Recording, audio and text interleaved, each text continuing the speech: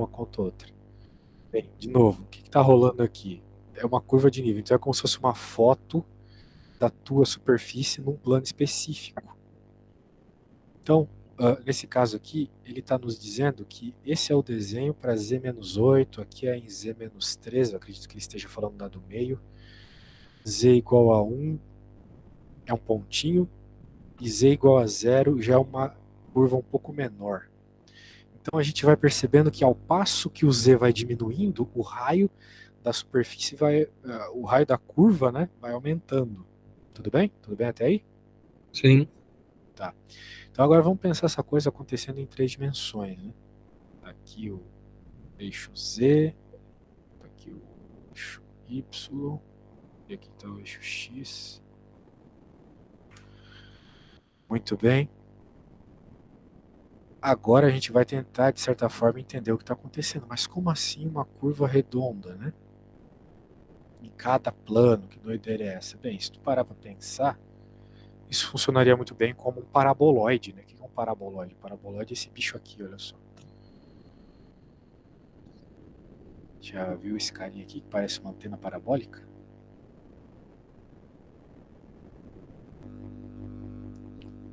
Claro, meu desenho tá um lixo, né? Mas eu acho que tu tá entendendo o que eu quero fazer, né? Como se fosse uma Sim. antena parabólica virada para baixo, né? Beleza? Uhum. Mas mais bonito que isso eu não tenho como fazer, velho. Agora olha só o que está acontecendo aqui. Vamos aos poucos. Ponto Z igual a 1, ou melhor dizendo, no plano Z igual a 1, você tem um ponto. Bem, se tu olhar para essa figura, ela, claro, meu desenho de novo não está perfeito, mas ela tem um vértice, né? Que seria o ponto mais alto desse paraboloide.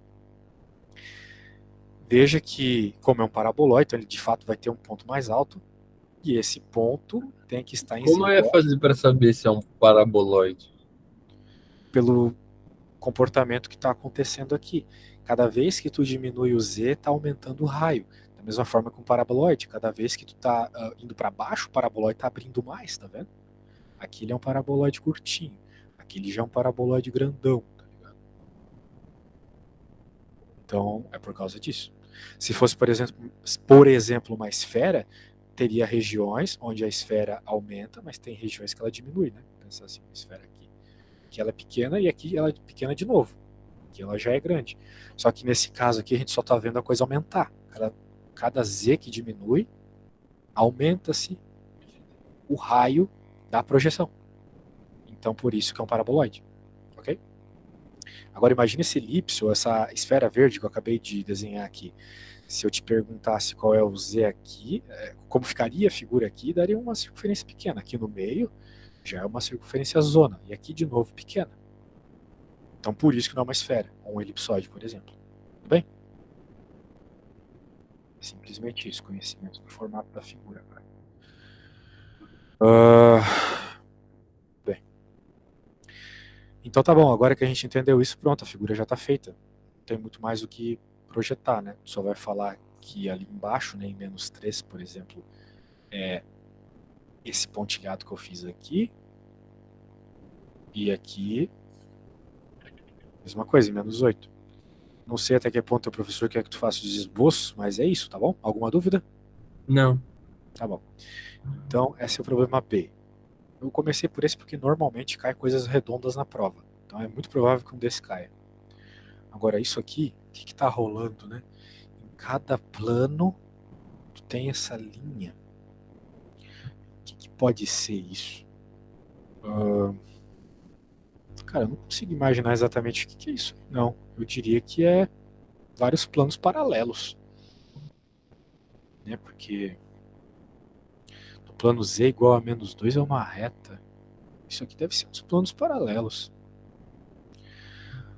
Uh, sinceramente, tô meio viajando aqui no que ele quer. Mas eu acho que são planos paralelos, tá? Eu queria ter mais convicção, mas me parece, assim, 99% de certeza que são 4 planos, um paralelo ao outro. Para fazer uma representação disso, de novo vai desenhar o plano cartesiano 3 dimensional aqui.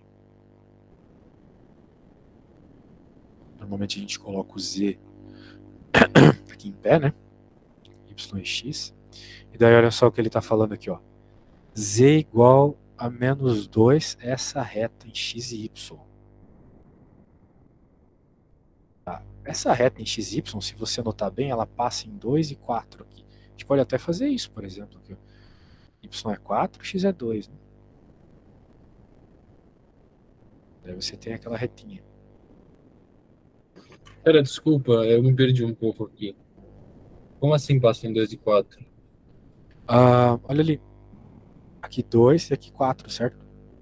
A gente está falando dessa primeira reta aqui. Ah, tá. Quando 2 x é paraísos. 0, z é 2 e z é 4, é isso. Isso, exato. O X é 4 e o Y é 2, então eu troquei as bolas aqui. Né? Você avisou. Então aqui é 4, ali é 2. Só que o que eu acabei de fazer aqui? Ó? Eu fiz a projeção no eixo, ou melhor dizendo, no plano z igual a 0. Essa base aqui de baixo é o plano z igual a 0. E essa figura ela não está em z igual a 0, ela está em z igual a menos 2. Então ela tem que estar abaixo do lugar onde eu fiz. Ok? Então eu até posso manter ali os valores. Eu posso deixar aqui o 2 e aqui o 4. Só que eu não posso 2 no colocar y. aqui porque parece. Oi? Por que 2 no y? É o que ele falou, né? 2 no Y aqui. Ela Certo. passa pelo Y igual a 2, é quando x igual a 0. Então ela tem que passar aqui. De novo, então seria essa reta se fosse no plano z igual a 0. Mas como é no plano z igual a menos 2, tem que vir aqui embaixo, tá bom? Então a gente faz uma projeção dizendo que isso aqui está em z igual a menos 2. É muito ruim fazer esses desenhos, mas é o que a gente tem, beleza? E de novo, né? Tu vai fazer isso para as outras figuras. Aqui tu tem no plano 0 agora, y igual a 1, x igual a 2. Onde é o y igual a 1, onde é o x igual a 2? A gente pode dizer, por exemplo, que y igual a 1 é aqui, x igual a 2 é aqui. Então aqui você teria isso. Olha só, está tomando forma a nossa figura. O que mais que a gente tem? Claro, eu estou fazendo as coisas presas no plano, né? Elas são, pelo que eu entendi do que o teu professor desenhou, elas são infinitas. Essa daí, pera, ela passa para o y igual a 1 e x igual a quanto? X igual a 2. Tá. Veja, são infinitos, certo? E agora o que a gente vai tomar de consequência disso? Muito provavelmente, como eu havia dito, isso aqui é um plano, né? Então é um plano um tanto inclinado, ok? Plano inclinado que está cruzando aqui o z igual a 0, indo lá para baixo. E quando ele cruza, ele vai formando retas. Imagina que você tem uma lâmina de metal e você corta um bolo, alguma coisa assim. Se você pegar cada camada, não vai estar formando uma reta, não vai ser um corte reto que vai ter em cada camada. É o que está acontecendo aqui, ok? Então isso aqui é um plano. Por exemplo, a gente pode pegar ali um valor ainda mais embaixo, né? Quando nós temos z igual a 2, o y é 0, o x também. Olha só. Então a gente vai ter z igual a 2, algo assim. Mantendo o paralelismo, porque todas as retas ali são paralelas. Então, é aquele problema que o teu professor falou, desenhar não é muito legal nesse assunto. Mas o que nós temos aqui é um plano, ok? Isso se você pintar... Não era para ser 3D? Oi? Não era para ser 3D? Como é que eu vou desenhar um plano 3D, né? Beleza? Então o máximo que eu posso fazer é isso, tá? Mas é 3D, né? Tipo, só que é um 3D difícil de observar, ele é deitado, é um plano deitado, né? Conhece o GeoGebra? Sim. Então, o GeoGebra você pode entender mais ou menos como é que funciona um plano desse, tá? Por exemplo, aqui, ó, x, y, 0. Isso aqui é um plano 3D, mas não tem como ver direito um plano 3D, porque ele é um negócio reto, né? Certo? Se eu colocar um Z aqui, ó, ele fica deitado. E é mais ou menos isso que a gente tem. Se tu pensar em cada camada, né, você vai ter retas, olha só. Por exemplo, se a gente pegar aqui Z igual a menos 1. Vou trocar de cor para não misturar as coisas. E agora eu posso pedir para o GeoGebra, por exemplo, fazer o seguinte. Interseção de duas superfícies. Clico nessa e nessa. Olha só o que aparece ali, tá vendo? Justamente uma reta. Todo a curva de nível é a projeção de uma superfície num plano, que dá para entender melhor como a interseção da superfície num determinado plano, Z, né? Então, essa aqui é a interseção do meu plano lateral aqui, né, diagonal, torto, intersecionado com Z igual a menos 1. Ele forma uma reta, da mesma forma que forma uma reta lá no teu exercício, entendeu? Se a gente colocar outros planos aqui, vai acontecer a mesma coisa. Por exemplo, Z igual a 1 aqui. Então, quando tu vê aquele padrão, o negócio é decorar padrão, entendeu, Pedro? Quando tu vê aquele padrão, cara, tu tem que saber que são planos, ok? É um plano intersecionando planos. Z igual a 1, Z igual a menos 1. Se eu quisesse, eu poderia intersecionar com outros. Você teria retas, beleza? Alguma dúvida? Não. Show. Bem, realmente desenhar esses negócios não é uma tarefa fácil. Mas se indica, escreve para o professor. Todo professor de matemática gosta de explicações. Já dei bastante aula em federal, sei como é. Você vai vir aqui e vai dizer assim. Algo do gênero. Esse desenho mostra que temos um plano intersecionando outros planos de Z igual a C, né? Que indica que C são vários valores. Assim, a interseção de um plano no outro são as retas que vemos no enunciado. Se tu deixar isso escrito, o professor vai entender que o teu desenho é plano intersecionando plano, beleza? Agora a gente pode ir para a próxima, né? Que tal? Aqui ele dá a função e quer que você faça. Já tentou fazer esses exercícios, cara?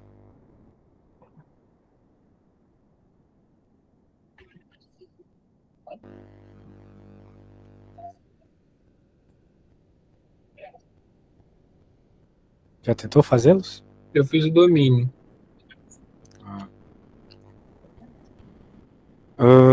Bem, qual que é o domínio dessa função? Pode me dizer?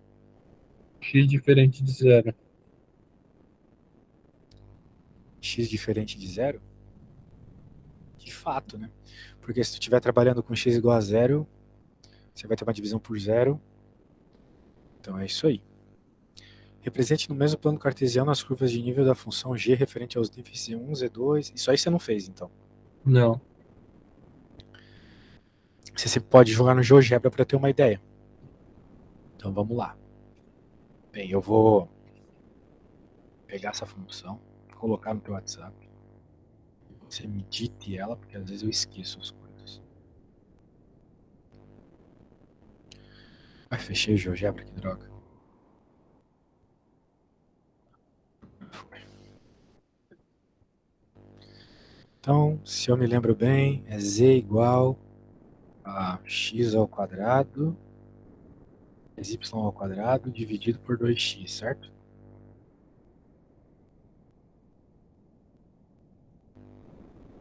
Não é o tipo de coisa que a gente está acostumado a ver. Isso aí não deve ter nem nome. Mas note que para fazer as projeções, você não vai precisar saber como que é a figura tridimensionalmente. Por quê? Porque você vai definir valores para z. Lá naquela folha, por exemplo, ele está dizendo que a gente pode definir z igual a 1. Então, por exemplo, um jeito de perceber como é que ficaria, né, usando o GeoGebra, por exemplo, fazer a interseção das duas coisas. Né? Olha só, tu tem que me parece uma circunferência, tá vendo? Agora, será que é uma circunferência mesmo? Se for uma circunferência, a hora que no lugar do z eu colocar o número 1, vai dar uma circunferência. Claro, a gente já sabe que é uma circunferência porque a gente está vendo a figura. Mas como que a gente faria isso com contas, né? Para isso você vai precisar saber fazer um pouco de completar quadrados e conhecer o padrão de algumas figuras geométricas. Eu não sei o quanto tu já estudou geometria aí na tua vida, mas é isso, beleza? Então, a gente, para fazer o primeiro, por exemplo, o primeiro vai dar uma circunferência. Como você viu, aquela figura é meio estranha. Em outros lugares, talvez não vá dar circunferência. Pode dar uma elipse, pode dar um hiperboloide, um hipérbole, pode dar uma série de outras figuras estranhas. Vamos testar aqui o z igual a 1. No lugar do g, a gente coloca 1. Então, vai ficar 1 igual a isso aqui. Faço x multiplicando. X ao quadrado mais y ao quadrado menos 2x igual a 0. Tudo bem eu ter feito isso, passado disso aqui a isso, ou tem alguma dúvida? Não, aí tá tranquilo. Tá, e daí o negócio é o seguinte, você tem que olhar para isso e saber que é uma circunferência. Mas às vezes é difícil lembrar por causa dos Mas como é que sinais, né? você passou o 2x subtraindo? Sim, porque fica 2x aqui, x quadrado mais y ao quadrado, certo? Agora eu passo 2x para o outro lado. Ele vai subtraindo. Então aqui somando foi para o lado subtraindo, certo? Certo. Isso. Então, né, você tem duas opções. Ou você decora aqui as combinações que vão dar circunferência, que vai dar elipse, que vai dar hiperboloide, ou você faz a conta, né? Que é completar quadrados. Porque para saber desenhar uma circunferência, certo? Você sempre precisa completar quadrados. É difícil saber onde é o centro e o raio da circunferência do jeito que essa equação está exposta. E aí, você sabe completar quadrados? Sabe reescrever isso como uma equação de circunferência? Não. Beleza. Bem, para completar quadrados, o nosso objetivo ao fazer isso é chegar nessa equação aqui, ó. X menos x0 ao quadrado mais y menos y0 ao quadrado igual a r ao quadrado. Essa é a equação padrão de uma circunferência. Por quê? Porque a pessoa vai lá e bate o olho, sabe que x0 e y0 é o centro da circunferência e o r é o raio dela. Desse jeito aqui, a gente não consegue saber os detalhes da circunferência, a menos que seja muito bem treinado. Não é o que o teu professor quer. Então a gente tem que transformar isso nisso. E a gente faz isso completando quadrados. Vou escrever aqui para tu lembrar depois. Temos que reescrever aquela equação completando quadrados para assim entender o que ela é. Ser elipse, circunferência, hipérbole, etc. Bem, agora como fazer isso, né? Perceba que este termo é x menos alguma coisa elevado ao quadrado. Nós temos x ao quadrado e menos 2x ao quadrado aqui. Então, nós vamos fazer uso disso. Vou só copiar.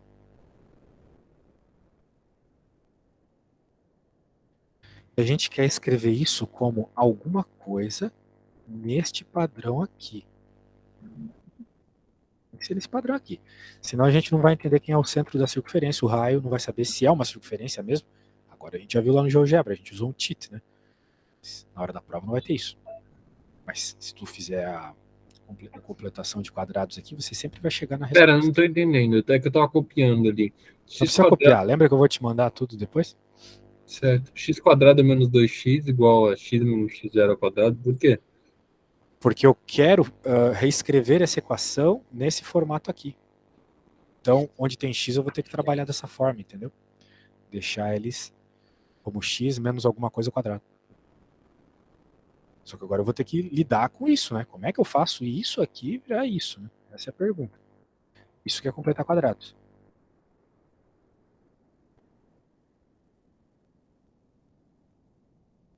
Tudo bem.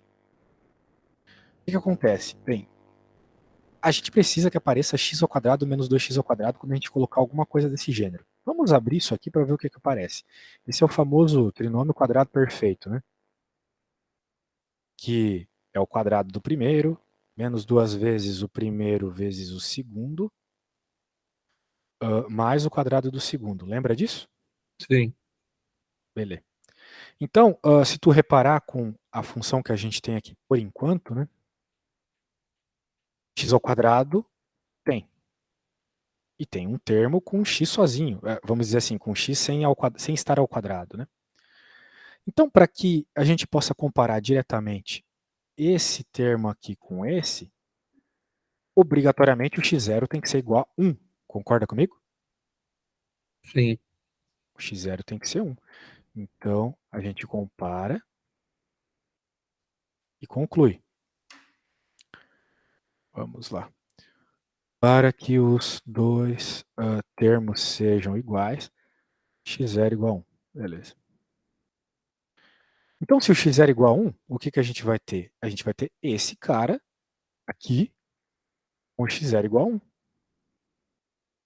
Olha só o que vai acontecer quando eu colocar o 1 ali. Vai ficar x ao quadrado menos 2x. Olha só, isso aqui é exatamente o que a gente tem lá na nossa equação, que apareceu a hora que eu fiz a curva Mas de vai ter um nível. mais um aí. Não tinha mais um. Perfeito. Não tinha Mas, mais ué, um, mas a veio da gente onde esse mais um? veio da hora que a gente faz o trinômio quadrado Tá perfeito. certo isso, porque não tinha mais um antes. Não tem problema, cara. A gente vai usar isso para definir o raio da. Por isso que a gente disse que é a técnica de completar quadrados. Tem vários passos aqui, beleza? Não tem esse mais um, mas ele vai fazer parte da equação da circunferência. Então, o que acontece? A gente pode pegar agora essa equação aqui, olha só.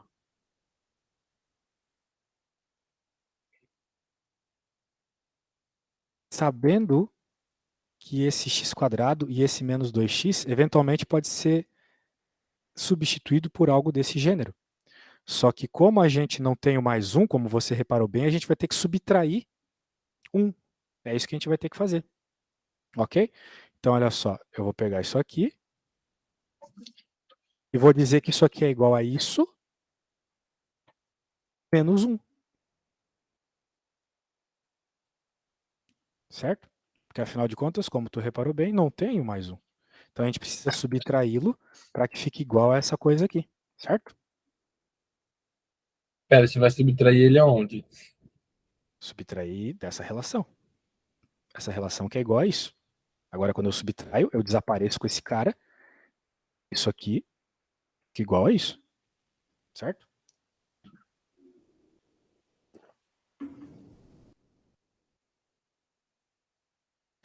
Então, aquela parte onde tinha x² e x normal, agora ficou no padrão que a gente precisa para entender a equação da circunferência.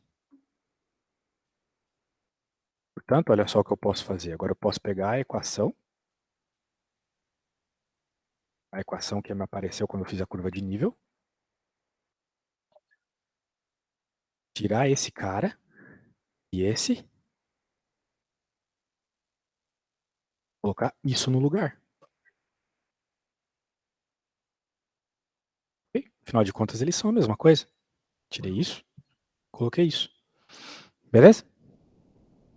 Beleza. Show. Agora, olha só, a gente pode melhorar ainda mais a nossa expressão para já identificar exatamente se é uma circunferência, se é uma elipse, se é um hipérbole. Vamos deixar isso aqui. Em Ah, já vez de sei o que deixar. vai fazer. Agora, em vez de deixar y ao quadrado, a gente pode até escrever no formato que eu coloquei antes lá. Y menos 0 ao quadrado. Né? Porque y menos 0 ao quadrado é a mesma coisa. Esse menos um vai pra onde? Vai para o outro lado. A Ai, menos 1 ficou mais 1. E agora, olha só, você pode comparar isso aqui diretamente com a equação padrão de uma circunferência, que é isso aqui. A gente sabe, para qualquer circunferência, que o centro é em x0, y0. E o R é o raio, né? Sendo assim, para a nossa circunferência, o centro está em 1 para x, 0 para y, porque aqui é 1 e aqui é 0. E o raio é 1.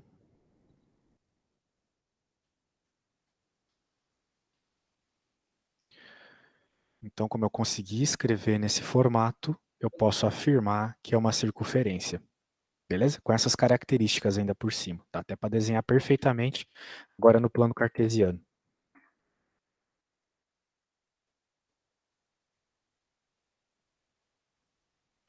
O centro é em 1 e 0. Então, e o raio é 1. Então vai ser um negócio assim, ó.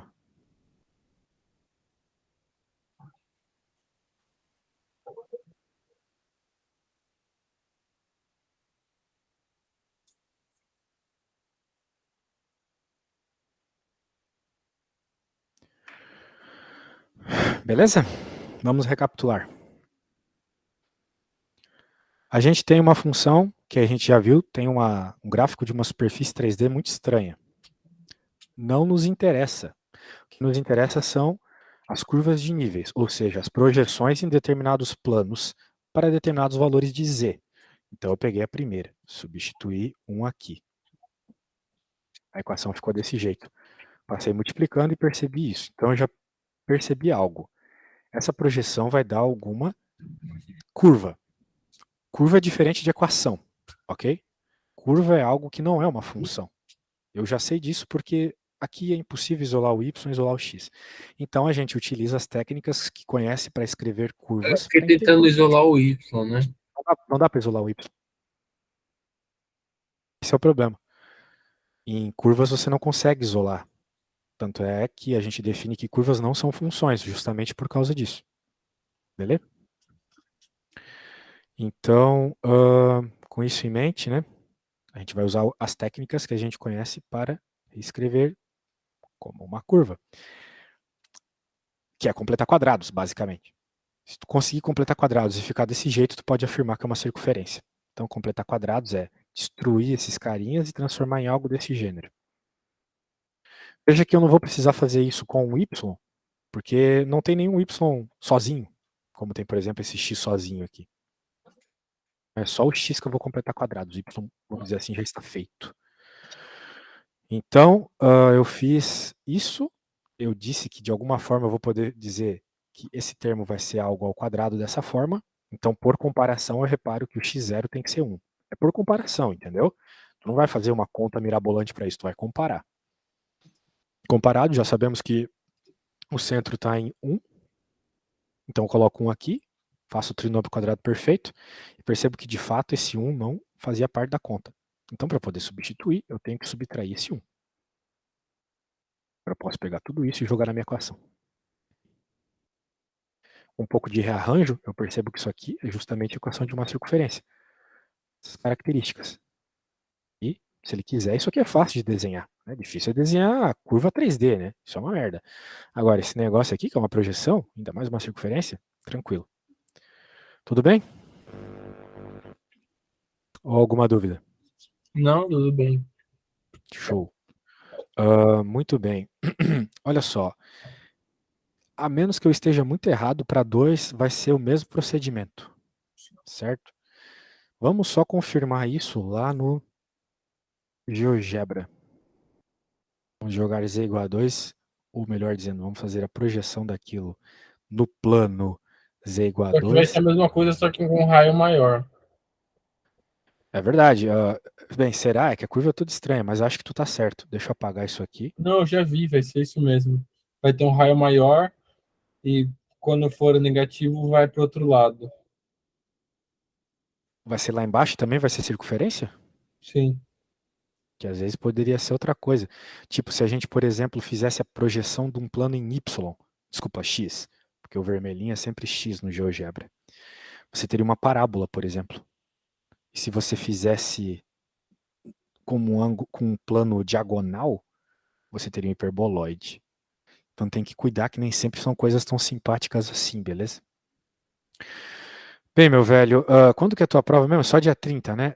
Recomendaria fortemente que você fizesse essas coisas aí. Eu não posso garantir que você tá pegando bem as ideias aí, a menos que você faça um exercício ou outro, mas isso É aí que é fica para muito tarefa, trampo, você me traz no eu outro fico dia, olhando beleza? exercício, eu não sei por onde começar, não sei o que fazer. É uma bosta. A minha recomendação é que enquanto tu estiver em curvas de nível, você tenha em mente que o que você quer encontrar é uma curva. Então você vai substituir isso pelo valor que ele está falando e tentar completar quadrados para entender qual figura ele está dizendo. É isso, é completar quadrados. Esse é o problema. Talvez tu não lembra, né, direito as técnicas de completar quadrado, que é bem natural, a gente usa pouco elas no médio. Anyway, vamos lá. Vamos fazer outra. A C aqui. Depois tu pode fazer essas como tarefa. Sendo C uma constante não nula, como são as curvas de nível da função g no nível z igual a c? Como assim? Sendo C uma constante não nula, como são as curvas de nível da função g no nível z igual a c? Bem, então a gente já reparou que vão ser todas circunferências. É isso que tem que responder, beleza? A C é isso. Como a gente reparou nos nossos desenhos, todas as curvas são circunferências. Pronto. D. Determine o conjunto imagem de G. E aí, você sabe o que é um conjunto imagem? São os valores que Z pode assumir. Perfeito.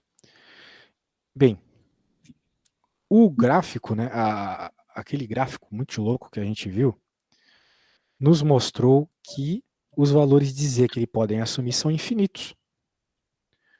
Não tem nenhum valor de Z que ele não possa assumir. A menos do x igual a zero, certo? Desculpa, falei besteira. Isso é domínio. Conjunto de imagem ele pode assumir qualquer valor, tá bom? Tanto de menos infinito quanto mais infinito. Se tu puder usar o GeoGebra, tu pode ver isso claramente, né? Deixa eu te mostrar aqui. Porque no GeoGebra, quanto mais você amplia aqui, ó, mais vai aparecendo superfície. Então significa que ela vai ter sempre uma resposta para algum valor de z. Qualquer valor de z. Tá bom? Então é isso. Não tem nenhum valor de z que ela não assuma a resposta. Talvez o z igual a zero. Então a gente tem que testar isso. Para todos os outros valores está valendo. Agora, para z igual a zero eu não posso garantir. Mas não me parece ter nenhum problema com z igual a zero também. A gente colocar ali zero, você vai ter basicamente x quadrado mais y ao quadrado igual a 2x, passar para lá. Tu vai ter x ao quadrado igual a menos... Ah, olha só, surgiu um problema, né? Isso aqui é um problema, sabe me dizer por quê?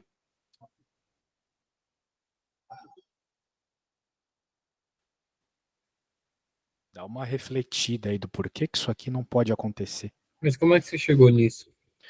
Bem, eu simplesmente falei que o z é zero, passei o 2x multiplicando. E daí agora passei o mais y ao quadrado para o outro lado, ficou menos y ao quadrado. Certo? Certo. Certo.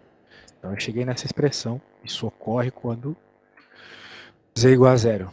E eu te garanto, isso aqui não pode acontecer. Mas tu tem que me dizer o motivo, tem ideia? Por quê? Bem, todas as coisas ao quadrado são positivas, né? Sim. Então como é que x ao quadrado vai dar uma coisa eminentemente negativa? Isso aqui tem que ser negativo. Mas não vai ser negativo, dá ao quadrado. Mas tem um sinal de menos aqui, né? Então daqui vai sair positivo. Essa coisa positiva vai ser multiplicada pelo Mas menos não, 1 e vai mas ficar menos y negativo. ao quadrado é uma coisa positiva. Não, y ao quadrado é uma coisa positiva. Como o sinal está aqui do lado, vai ficar negativo. Não é como se o quadrado estivesse agindo sobre o sinal também. Por que É ele não isso. está agindo sobre o sinal? Porque esse sinal ele surgiu da hora que eu passei para o outro lado. Então era algo positivo aqui, tranquilo, tinha um sinal de mais, mas quando passou para o outro lado, inverteu o sinal. Isso não tem nada a ver com o quadrado, certo? O quadrado já estava lá antes de todo esse processo. Percebeu?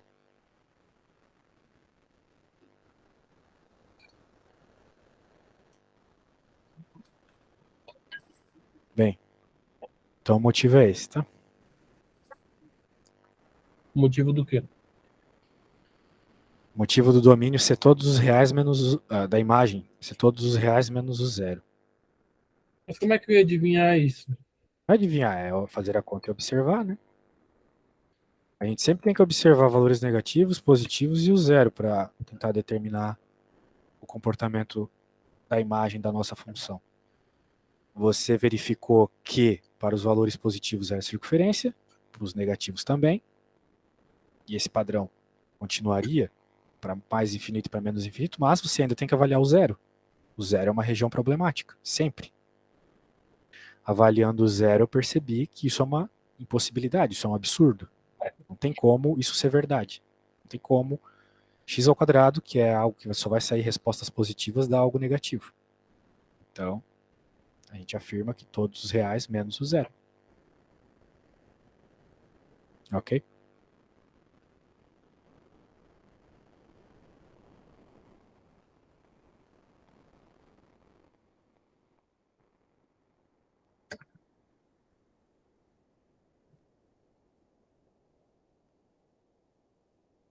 Vamos para a próxima.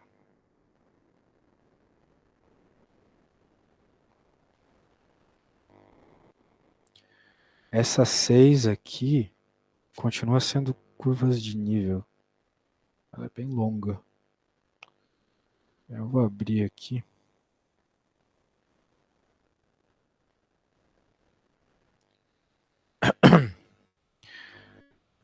A utilidade do consumidor é uma medida da satisfação relativa que ele obtém ao consumir bens e serviços. A análise dessa função nos permite explicar o comportamento e as opções feitas pelos indivíduos. Neste contexto, a curva que representa um determinado nível de utilidade e satisfação é chamada curva de indiferença.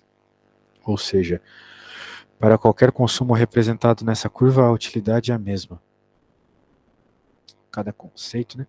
Para fazer esse exercício, vamos considerar que a função utilidade de certo consumidor é dada pela função que depende de xy.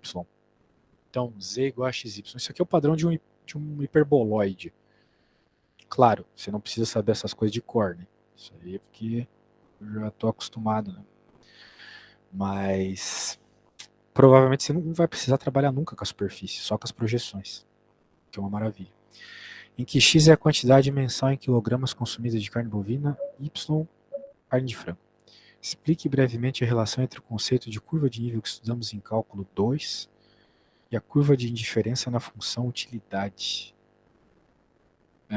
Bem, acho que para responder essa pergunta aqui, mais um professor de administração e economia mesmo, porque eu não estou ligado ao que é uma função utilidade, né? Não é da minha área. Apesar de que, matematicamente... Utilidade é... Basicamente é isso que ele explicou ali. Você tem duas coisas e você vê qual que é a utilidade do consumidor em consumir uma coisa ou outra. Aí tá multiplicando. Uhum. É que, tudo bem, a conta é essa, mas eu não saberia medir utilidade. Tipo, medir utilidade como? Utilidade é medida em quilogramas ao quadrado. Daí eu começo a viajar, assim. Porque, né, uma coisa é carne de frango, outra é carne de boi, e aí? Por que isso é... Eu não entendo, entendeu? Tipo, não tenho como avaliar isso aqui. Mas se ele está dizendo aqui, beleza. Agora, se tu define, então, um valor para a utilidade, né? Você consegue ali fazer uma relação entre as carnes, as quantidades de carne que você precisa para ter essa utilidade. Por exemplo, digamos que a utilidade fosse 4. Então, poderia ter, por exemplo, 2 quilos de carne bovina, 2 de carne de frango. Ou 4 de carne de frango e 1 quilo de bovina. Então, na prática, o valor da utilidade está regulando a quantidade de carne da pessoa. Foi o que eu entendi, beleza? Beleza. Beleza. Então, eu não sei o que exatamente significa essa utilidade, se é alguma coisa associada a nível de riqueza e tal, mas, por exemplo, quanto maior o U, mais carne, né? Vai que o cara tá no açougue também, vai precisar de um U bem alto.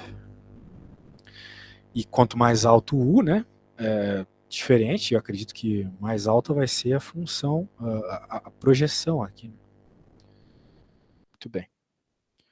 Suponha agora que tanto quilograma de carne bovina quanto de carne de frango custem em média 10. O X é o valor, né? Não. O X é a quantidade de carne. E que certo consumidor pode gastar até 400 com carne. Soma das compras desses dois tipos. Escreva na equação que representa a relação entre o consumo de carne bovina e carne de frango nessa situação.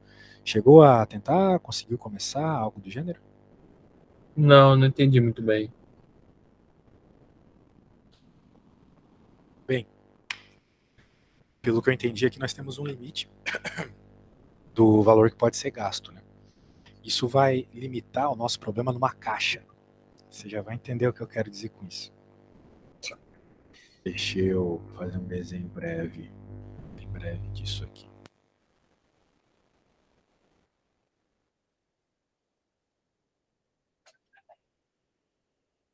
Bem, carne bovina e carne de frango custam 10. Pô, o mesmo preço para as duas? Só nesse exercício mesmo. 10x mais 10y, então, onde x e y são a quantidade de quilos de carne que você vai comprar, tem que ser até 400, né? Ou seja, menor ou igual a 400. Essa é a inequação que ele está falando, beleza?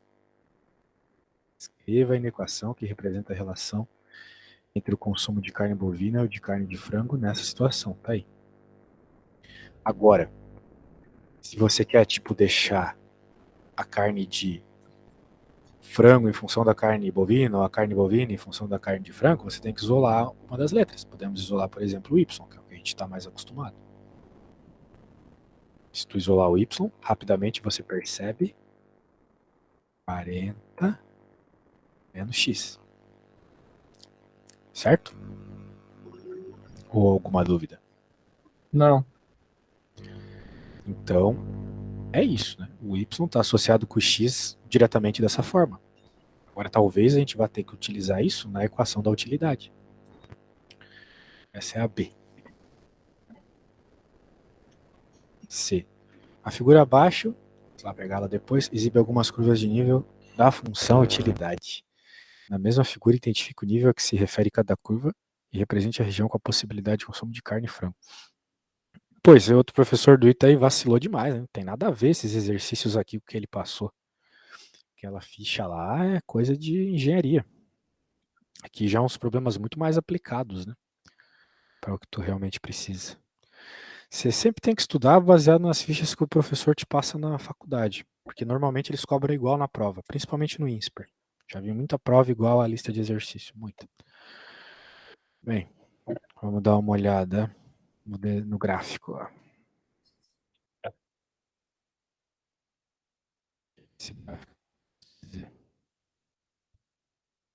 Todas essas curvas aqui, elas são do tipo, isso a gente aprende lá no 8º ano, y é igual a k sobre x, onde k é uma constante e o x está na parte de baixo, né? Então, quanto maior o k, mais alta a função. Ou seja, mais para cá ela vai estar, né? Agora, o que ele estava falando mesmo? Na mesma figura, identifique o nível a que se refere cada curva e represente a região com as possibilidades de consumo de carne. Bem, como é que a gente vai descobrir o nível, né? Se você olhar para essa função aqui, talvez você não está percebendo, mas ela é justamente a função utilidade. Isso aqui é uma coisa que a gente aprende lá no fundamental, por isso eu escrevi ela aqui, beleza? Para fazer um vínculo com o que tu já aprendeu. Agora, essa equação que eu acabei de escrever é igual a essa. O U é igual a K. Então eu posso até apagar esse K aqui e colocar U no lugar. E, como a gente aprendeu lá na escola aquela vez, formam essas hipérboles aqui. Beleza. Bem, para a gente descobrir a utilidade de cada curva aqui, a única coisa que a gente precisa é pegar pontos dela. Por exemplo, essa mais embaixo aqui, a gente pode pegar esse ponto. x10, y10, certo? Então vamos chamar essa aqui de curva 1. O 1 vai ser igual a 10 vezes 10. Eu não sei o que é a utilidade, mas eu posso afirmar que a utilidade dessa curva aqui é 100. Mas ele está pedindo uma outra coisa além de encontrar a utilidade. Identifica a que se refere cada curva e represente a região com as possibilidades de consumo de carne de frango. Muito bem. Então, agora que a gente tem esses valores de x e de y, a gente tem que representar a região associada. Como que a gente vai fazer isso? Com essa função aqui. Essa conta é meio barra pesada mesmo, velho. É uma aula inteira aí só para ela. Por quê? Porque aqui, apesar de tu ter aquele gráfico, existe uma limitação para os valores de y e x. Eles têm que sempre seguir essa regra. Os valores de y têm que ser sempre menores que 40 menos x. Para tu entender isso aqui de verdade, eu vou te mostrar lá no GeoGebra de novo. Mas você não tem que, tipo, você substitui o 10y por 10 vezes 40 menos x. Aí fica 10x mais 400 menos 40x, um negócio assim. Substituir aqui direto? É.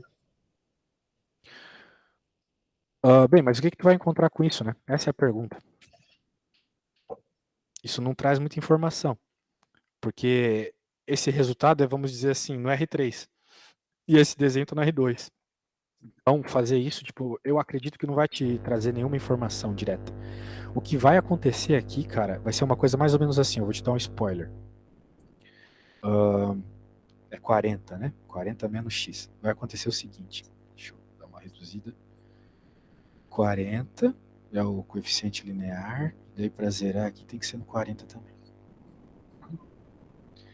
Isso que eu acabei de desenhar, essa reta preta, eu vou até pintar ela de roxa, é a representação dessa equação aqui. Pelo menos da limitação dela. Ok? Por que trocou para um azul aqui? Eu não fiz essa troca.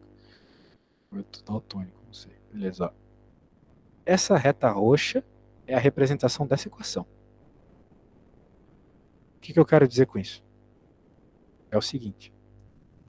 Se a gente estiver levando em conta essa definição que ele deu aqui dos 400 kg de carne, os únicos valores possíveis de x e y, as únicas combinações possíveis de x e y, serão os que estão abaixo dessa reta.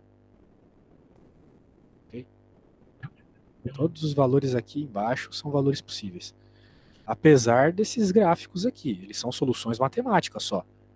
Mas eles não levam em conta a restrição real de dinheiro. Okay? Eles só levam em conta ali a função utilidade. A função utilidade sozinha não vai te trazer nada. Tu precisa restringir a quantidade de grana que tu tem, né? Se tu tivesse R$1 trilhão aqui, tu poderia pegar altas combinações diferentes de frango e carne. Mas tu tem uma quantidade restrita de dinheiro. Então, para corresponder àquela quantidade de dinheiro, todos os pontos abaixo da reta. Se tu quer gastar exatamente os 400, sobre a reta. Todos os pontos sobre a reta, você vai ter o gasto exato de 400, tá bom? A ideia é essa. Então esse é o tipo de problema de restrição. Você vai ver muito isso em derivadas. Momentos lá que ele vai te pedir, levando em conta essa função e essa restrição, encontre qual é a quantidade máxima de frango e carne. A gente pode continuar na próxima aula, eu tenho que ir para a faculdade agora. Sim, eu também tenho que dar uma aulinha para outra pessoa agora. Claro, eu falo com teu pai lá e a gente faz outra aula outra hora, beleza? Pode ser? Porque ainda não terminamos a lista. Show de bola. Valeu, e outra coisa também, eu vou te passar a lista 6, que é sobre limites, que eu também não sei fazer. Aí a gente pode ver na aula seguinte. Certeza. Muito obrigado aí. Boa aula, valeu. Não, mas eu posso te passar essa lista de limites? Claro, manda aí. Tá bom. Então tá bom. Valeu. Obrigado.